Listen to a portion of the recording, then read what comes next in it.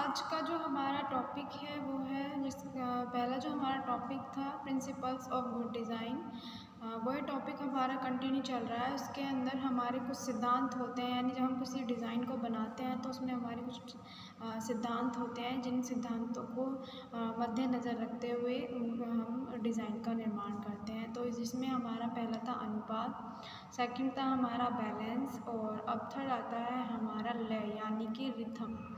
Design को विशेषता प्रदान करने में लय का महत्वपूर्ण सहयोग होता है। प्रकृति में लय का स्थान चारों ओर देखा जा सकता है। फॉर एग्जाम्पल, लय से मतलब ये जैसे इसमें कहा है कि प्रकृति में लय का स्थान चारों ओर देखा जा सकता है। जैसे कि फॉर एग्जाम्पल चिड़ियों का चहकना एक लय है, यानी प्रकृति में एक तरह की लय है कि व्यक्ति का ध्यान उस ओर आकर्षित होता है। या फॉर एग्जाम्पल जैसे कि नदियाँ हो गई हमारी, या हवा का चलना, जिसके द्वारा क्या होता है हमारे पेड़ पौधे हिलते हैं, तो क्या है ये एक तरह की लय उत्पन्न करता है जिसमें कि व्यक्ति का ध्यान अपने आप उस ओर केंद्रित हो जाता है। तो मनुष्य प्रकृति का अनुसरण करके ही, यानी मनुष्य प्रकृति की सभी चीज़ों को ध्यान में रखते हुए उन चीज़ों को ऑब्जर्व करके ही कला वस्तु का निर्माण करता है। यानी पहले वो लय को एक नेचुरल प्रकृति में देखता है, उसको सीखता है, समझता है, उसके द्वारा ही वह उस लय को कला वस्तु का जब निर्माण करता है। According to Goldstein and Goldstein के अनुसार लय का अर्थ रेखा, स्वरूप या रंगों द्वारा निर्मित एक ऐसी व्यवस्था है जिस पर आंखें यात्रा गति करती है। यानी कि लय गति से संबंधित होता है। यानी जब आप किसी भी डिज़ाइन को देखते हो तो जो आपकी आंखें हैं वो उस डिज़ाइन पर गति करती हैं। यानी आपकी फॉर एग्ज़ाम्पल मान लीजिए आपने कोई ऐसा डिज़ाइन बनाया है नेचुरल या नेचर पर आधारित है कोई आपका डिज़ाइन, जिसमें आपकी एक पेड़ है, उसमें आपकी पत्तियां हैं, उसमें आपके फ्लावर्स हैं, उनमें आपकी जो कलर कॉम्बिनेशन की शेड्स हैं अलग अलग। तो उसमें क्या होता है कि जब आप उस डिज़ाइंस को देखते हो तो यानी कि आप उस डिज़ाइन को नीचे से लेकर के ऊपर तक देखते हो या ऊपर से नीचे की ओर देखते हो। तो आप उस दौरान क्या होता है कि आपकी जो आँखें हैं वो क्या करती हैं, वो यात्रा करती हैं कि उस डिज़ाइन के ऊपर कि ये डिज़ाइन किस तरह से बना हुआ है। तो यानी जो हमारी आँखें हैं वो यात्रा करती है, यानी कि एक तरह की लय उत्पन्न होती है उस चीज़ में, यानी कि उस डिज़ाइन को जो वो डिज़ाइन है उसको हम देख रहे हैं, यानी उस डिज़ाइन की जो हमारी आँखें हैं अपने आप ही केंद्रित हो रही है। अकॉर्डिंग टू रश के यह डिज़ाइन का वह सिद्धांत है जो लगातार गतियों की सिफारिश करती है, किंतु डिज़ाइन में सभी गतियाँ आवश्यक रूप से लयपूर्ण नहीं होती। यानी कि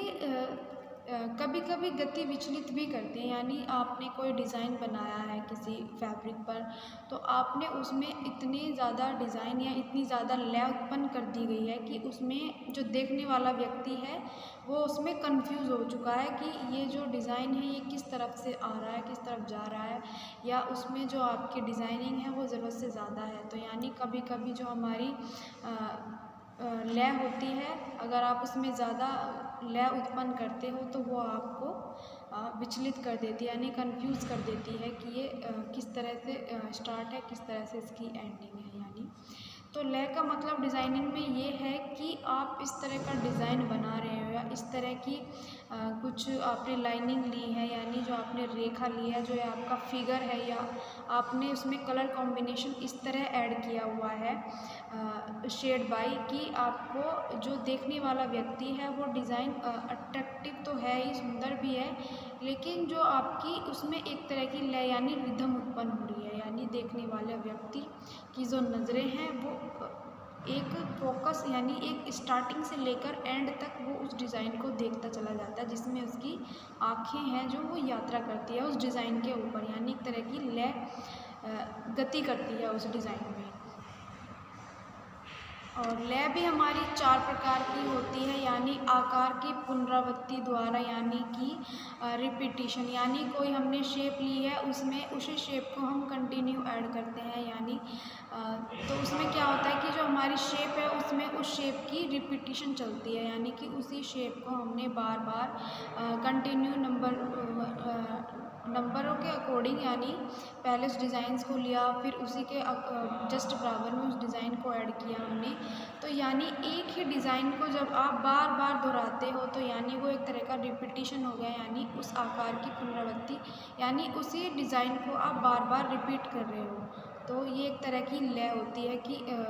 आपने एक डिज़ाइन को देखा, फिर आपने जस्ट बराबर में उसको देखा, जस्ट बराबर में आपने उसको देखा, तो क्या होगा, ये डिज़ाइनों की रिपीटिशन हो गई। तो ये एक प्रकार की लय है। सेकंड आती है आकार की नियमानुसार वृद्धि द्वारा लय, यानी ग्रेडेशन। इसमें क्या होता है कि आपकी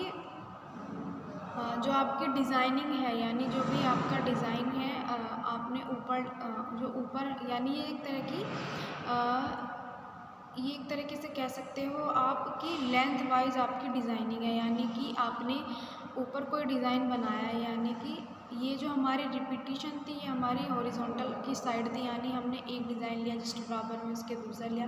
लेकिन जो हमारा ग्रेडेशन है इसमें क्या होता है कि हमने ऊपर कोई डिज़ाइन बनाया, जस्ट नीचे उसके कोई डिज़ाइन बनाया, और फिर उसी के नीचे वही डिज़ाइन कंटिन्यू चलता गया, यानी जो हमारा आकार है, यानी जो शेप है, उसकी नियमानुसार वृद्धि होती चली गई लय की। तो उसमें जो हमारी आँखें हैं वो ऊपर से लेकर के नीचे की ओर आपकी जो आँखें हैं वो गति करती है उस डिज़ाइन की ओर, देखती है कि ये डिज़ाइन किस प्रकार का है,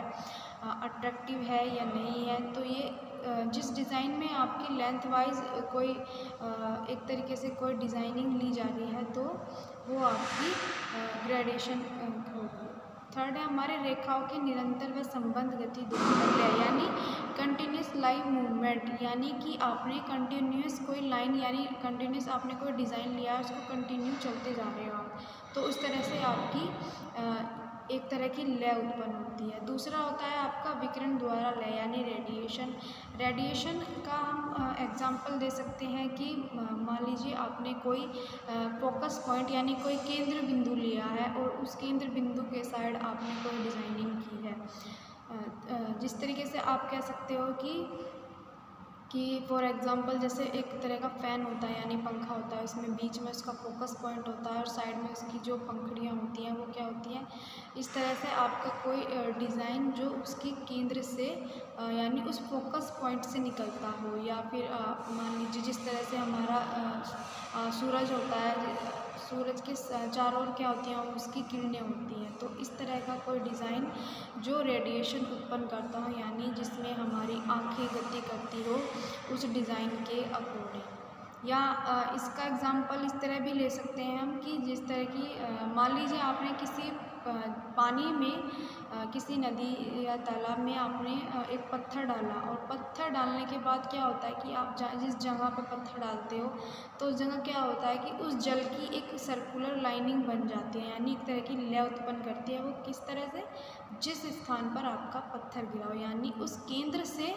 उस केंद्र के द्वारा आपकी चारों ओर एक तरह की लय उत्पन्न होती है। तो हमारी जो लय है ये भी लय चार प्रकार की है।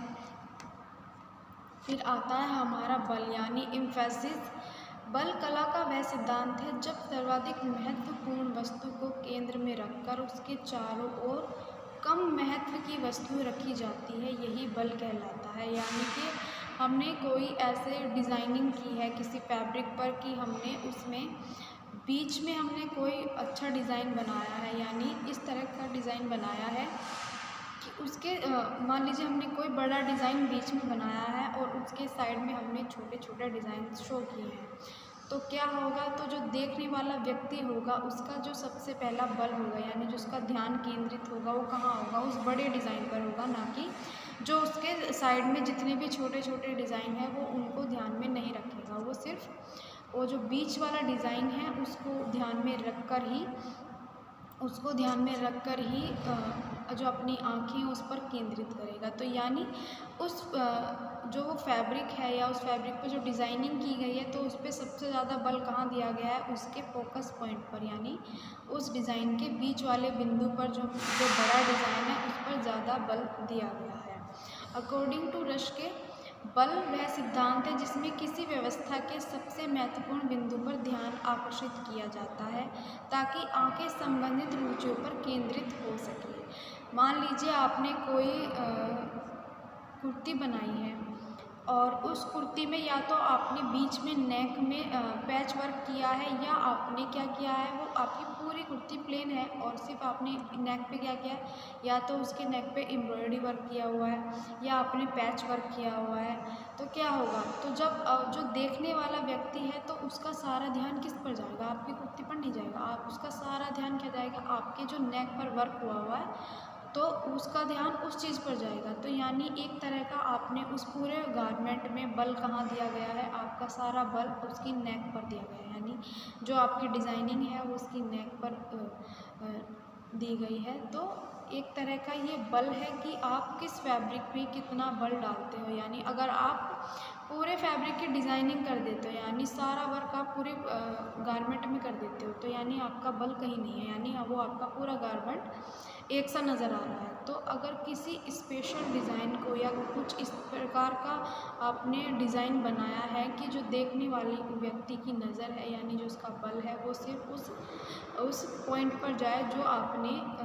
अलग से बनाया है, या जिसको आपको दिखाना है कि ये एक कोई अलग सा डिज़ाइन आपने शो किया है। तो इस तरह से देखने वाले की जो नज़रिया है, तो उस फोकस पॉइंट पर अगर होगा तो यानी हमने उस चीज़ पर ज़्यादा बल दिया गया है। तो जो हमारा ये आज का जो हमारे प्रिंसिपल्स हैं गुड डिज़ाइंस के, ये हमारे हो गए 4 प्रिंसिपल्स हो गए। अब इसमें किसी भी वस्तु को सजाते समय बल का प्रयोग करते हैं। यानी हम जब कोई भी वस्तु को सजाते हैं, डेकोरेट करते हैं, तो उसमें हम बल का यूज़ करते हैं। यानी कि हम उसमें कुछ इस तरह का डिज़ाइन डालते हैं कि जो देखने वाला व्यक्ति है उसका जो ध्यान है वो अपने आप ही उस डिज़ाइन पर केंद्रित हो जाए। तो सजाने वाले को सफलता तभी मिल सकती है जब वो इन सभी बातों को ध्यान में रखता है। यानी सबसे पहला इसमें किस चीज़ पर बल दिया जाए, यानी कि वो जो भी वो चीज़ बना रहा है या जो भी गारमेंट बना रहा है, वो सबसे पहले इस चीज़ को ध्यान में रखेगा कि वो किस चीज़ पर ज़्यादा बल दे। यानी कि वो उसके फ्रंट भाग पर ज़्यादा बल दे, या उसकी नेक पर ज़्यादा बल दे, या उसके स्लीव्स पर ज़्यादा बल दे फॉर एग्ज़ाम्पल, या फिर वो उसकी जो हमारा गारमेंट है उसके फोकस पॉइंट, यानी जो उसका सेंट्रल पॉइंट है, यानी उसका उस पर ज़्यादा बल दे। यानी कि उसको ये ध्यान में रखना है कि वो किस चीज़ पर बल दे, यानी वो क्या चीज़ बना रहा है। दूसरा है कि किस प्रकार का बल दिया जाए, यानी कि जो आपकी डिज़ाइनिंग है वो किस प्रकार की हो कि जो देखने वाला व्यक्ति है वो अट्रैक्टिव हो उस डिज़ाइन की ओर। थर्ड है आपका कितना बल दिया जाए, यानी एक बल की एक लिमिटेशन होती है कि आपको पूरे गारमेंट पे बल, यानी जो आपका बल है वो पूरे गारमेंट पर ना दे करके कुछ थोड़ा लिमिट में दिया जाए, ताकि जो देखने वाला बंदा है वो कंफ्यूज